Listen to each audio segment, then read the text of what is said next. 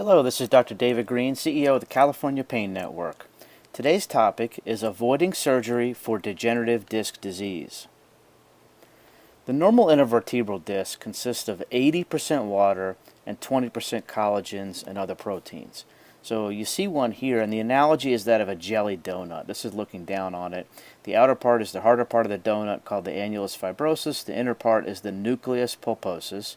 There are no nerve endings on the inner part, so you can't feel anything there. But you do have nerve endings on the outer part, so if you have degeneration and tears and breakdown there, that can be painful. Okay, the disc itself serves as an unbelievable shock absorber. Every time we walk, jump, run, any of that, every time you have water that gets squeezed out and then it immediately comes back in with the healthy disc. So when you start to get degenerative disc disease, it all starts with the loss of water. Okay, so you start to lose water. This is a healthy disc. Here you start to see a degenerative disc, and you start to get height loss. Okay, and the disc can bulge out just like a flat tire starts to bulge out, and you're going to get pain from the resulting tears and cracks in the outer part of the disc.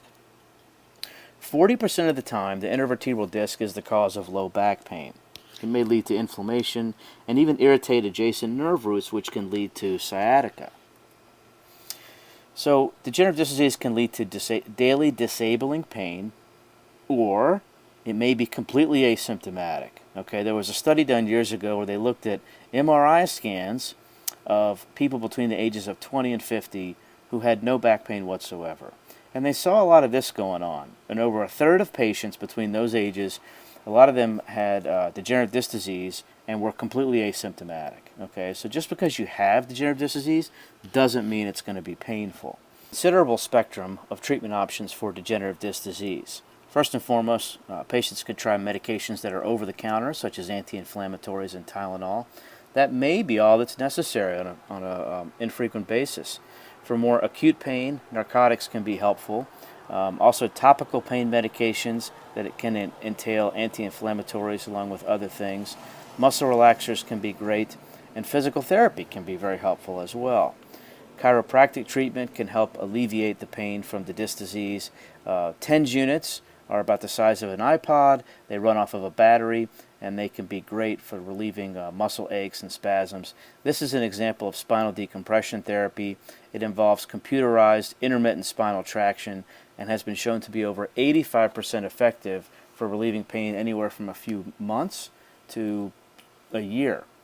Acupuncture has also been shown in several studies to be great for degenerative disc disease pain. Interventional treatments, there are quite a few. Trigger point injections are subcutaneous, and they can be very helpful for muscle spasms and aching relief. Intradiscal injections, where you take a needle and go actually into the disc and inject steroid. A lot of people don't believe in that, but there's actually been a large study in spine years ago that showed that can provide up to 3 to 4 months of excellent pain relief.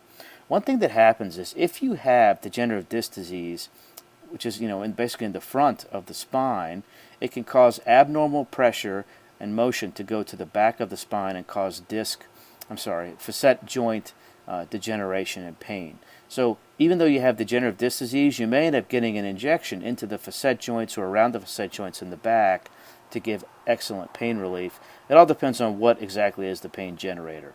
The disc, the joint, both, combination. Epidural injections can also be helpful, and the question is, why? I thought the problem was in the disc. Why are you giving an injection in the epidural space? As we discussed earlier, if you have degeneration of the intervertebral disc, it can lead to inflammation, and that can affect the adjacent nerve roots and cause sciatica. That's why an epidural injection can be very helpful. An IDET stands for intradiscal electrothermal treatment. Those have fallen out of favor because studies show that they didn't work very well and insurance companies stopped paying for them. Mild is minimally invasive lumbar decompression, and that actually can be very helpful. It's an outpatient procedure, very low risk. It can help relieve pain from degenerative disc disease. Here's a radiofrequency ablation. If part of the pain is coming from these facet joints in the back, what can happen is these are the sensory nerve endings called the medial branches. So if a medial branch block with numbing medicine and steroid relieves pain, Then you can go into a longer lasting procedure called a radiofrequency ablation that basically dead ends these little nerve endings, and that can provide pain relief for 12 to 18 months of consistent pain relief. That's amazing. Treatment options that are new and coming into the forefront include stem cell injections. There are three different types of stem cell injections. Bone marrow derived, and basically you aspirate from the hip, the iliac crest, and then you process it, and that can be injected into the disc. Amniotic stem cell therapy is coming into play, and then fat derived as well. So stay tuned for more research coming out on those. Comparison of long-term outcomes for patients with back pain and a discogram that shows the pain is coming from the disc did not demonstrate a significant difference in outcome measures for whether or not the patient had a fusion or non-operative treatment. So 3/4 of the time, patients are able to achieve a satisfactory level of baseline pain by avoiding surgery. Okay, so surgery is not always the answer. Typically, outcomes for degenerative disc disease are anywhere from 50% in some studies up to 75%, but there's often some problems. The top non-operative pain management in California is with the California Pain Network. There are several clinics throughout the state, including San Diego, Oceanside, Orange County, LA, Bakersfield, Inland Empire, all the way up to San Francisco. Over 50 insurances are accepted at the clinics, and over 25 treatment options are provided. When you look at all the conditions seen by the clinics, there's over a 90% success rate for achieving pain relief and avoiding surgery.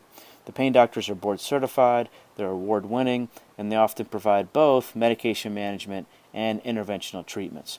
Check us out online today at californiapainnetwork.com, and then call us at 877-877-8556. I'm Dr. David Green with the California Pain Network. Your pain stops.